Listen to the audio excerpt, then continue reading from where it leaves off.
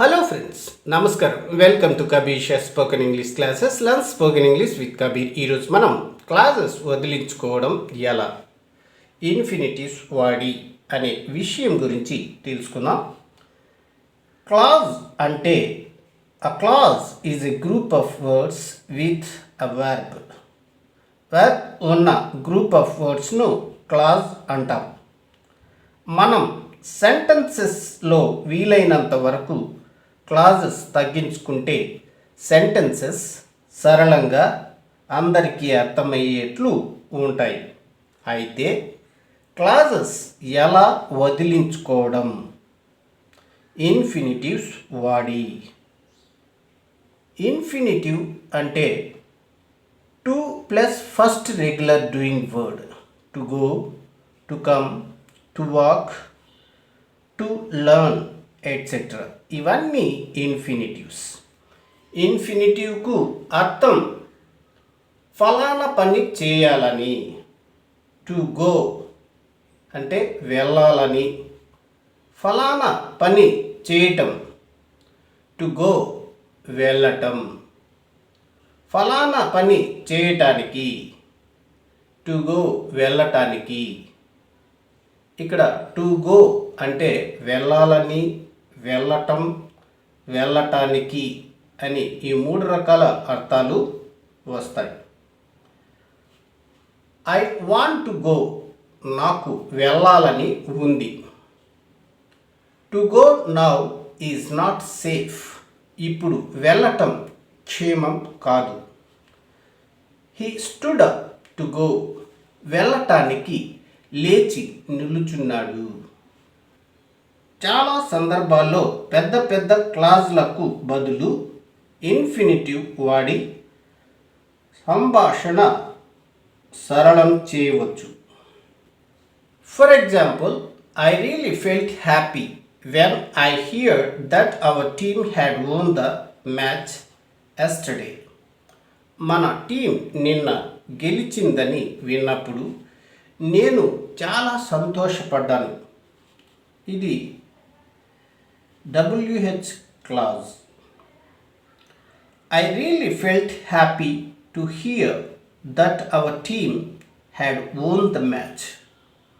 ఈ WH క్లాజ్ని బదులు ఇక్కడ ఇన్ఫినిటివ్ వాడడం జరిగింది. To hear. దీన్ని మరొక విధంగా కూడా చెప్పవచ్చు.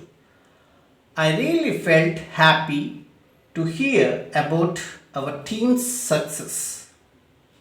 ఇలా కూడా చెప్పవచ్చు అన్నమాట.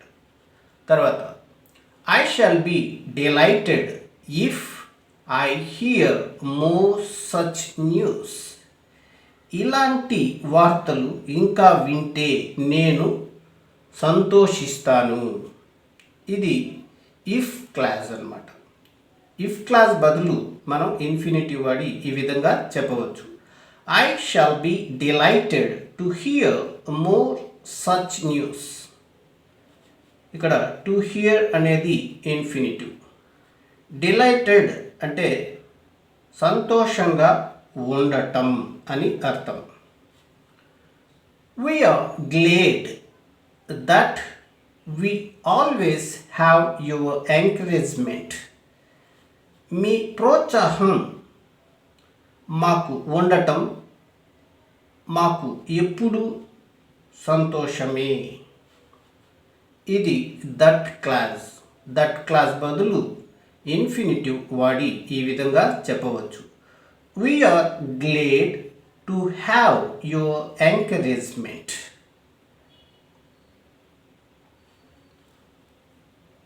I was telling you all along that you should not lose confidence. మీకు నేను చెబుతూనే ఉన్నాను, ఆత్మవిశ్వాసం కోల్పోకూడదు అని. ఇది that clause. I was telling you all along not to lose confidence. ఇక్కడ నాట్ టు లాస్ అనేది ఇన్ఫినిటివ్గా చెప్పుకోవచ్చు. Not to lose infinitive. We didn't that we would win the match. మేము మ్యాచ్ గెలుస్తామనుకోలేదు లేదా ఊహించలేదు. ఇది that clause. We didn't expect to win the match. To win అనేది infinitive.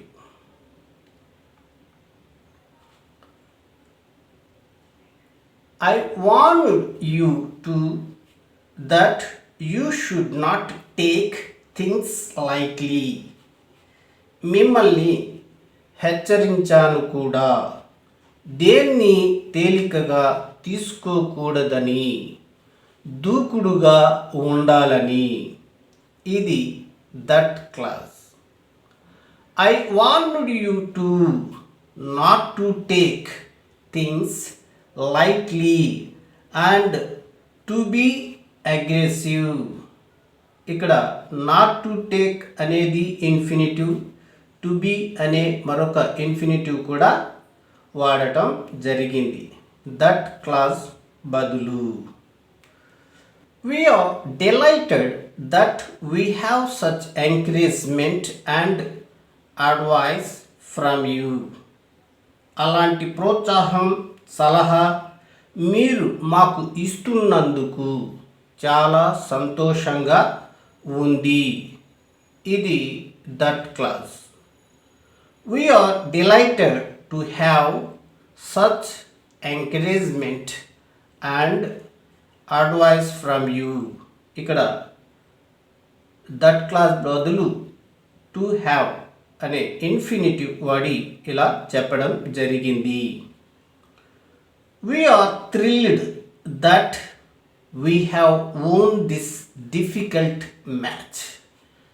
ఇంత కష్టమైన మ్యాచ్ గెలిచామని పులకింతగా ఉంది. ఇది that class. We are thrilled to have won this difficult match. To have won అనేది infinitive. My only desire is that I should not hear about the defeat of our college team in any match. మన college team ఓటమి గురించి నేను వినకూడదనేది నా కోరిక. ఇది that clause. My only Dzire is not to hear about the defeat of our college team in any match. Not to hear అనేది infinitive. Friends, video నచ్చితే like చేసి, షేర్ చేసి, సబ్స్క్రైబ్ చేసుకోండి. అలాగే బెల్ ఐకాన్పై క్లిక్ చేసినట్లయితే మన కొత్త నోటిఫికేషన్స్ మీకు అందుతూ ఉంటాయి.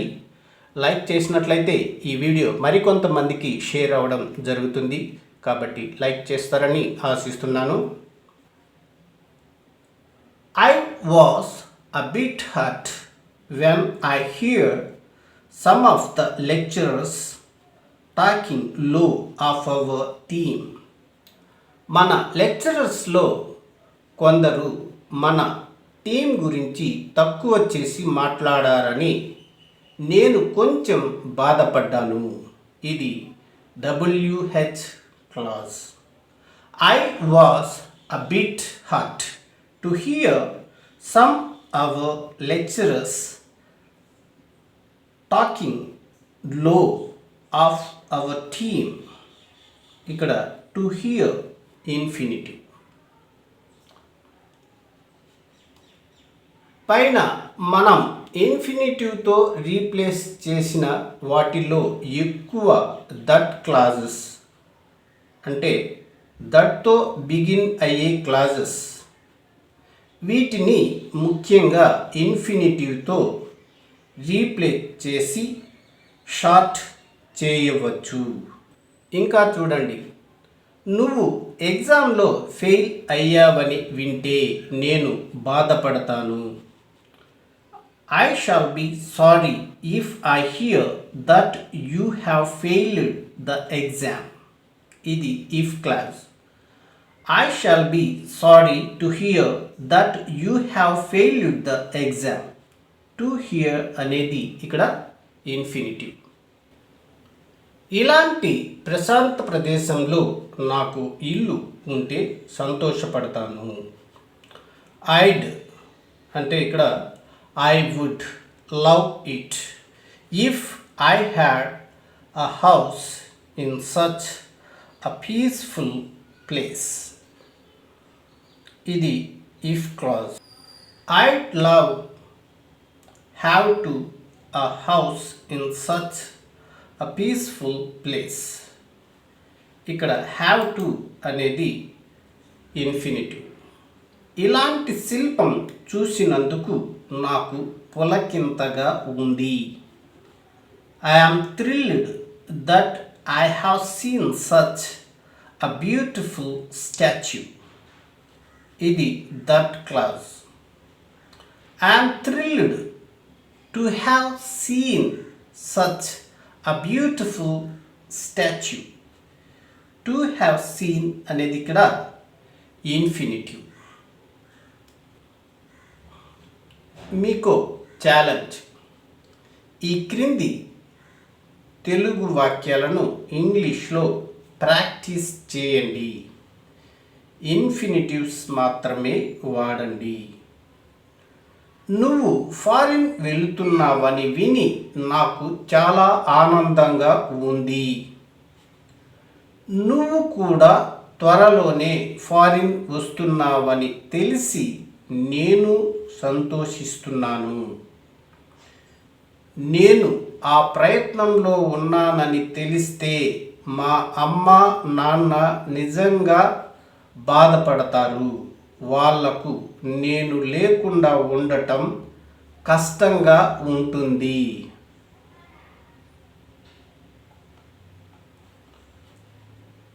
నన్ను వెళ్ళనివ్వటం మా అమ్మకు ఇష్టం లేదు, కానీ నేనే నచ్చజెప్పాను. మా అమ్మ నాన్నకు నేను త్వరగా తిరిగి వస్తానని మాట ఇస్తాను. వాళ్లకు త్వరలో అది అలవాటైపోతుంది. అయితే మా నాన్న మాత్రం చాలా ఉప్పొంగిపోయాడు నాకు ఈ అవకాశం వచ్చిందని వినటానికి. ఫ్రెండ్స్, వీడియో నచ్చితే లైక్ చేసి షేర్ చేసి సబ్స్క్రైబ్ చేసుకోండి. అలాగే బెల్ ఐకాన్పై క్లిక్ చేసినట్లయితే మన కొత్త నోటిఫికేషన్స్ మీకు అందుతూ ఉంటాయి. లైక్ చేయడం వల్ల ఈ వీడియో మరికొంతమందికి షేర్ అవుతుంది. సహాయం చేస్తారని ఆశిస్తున్నాను.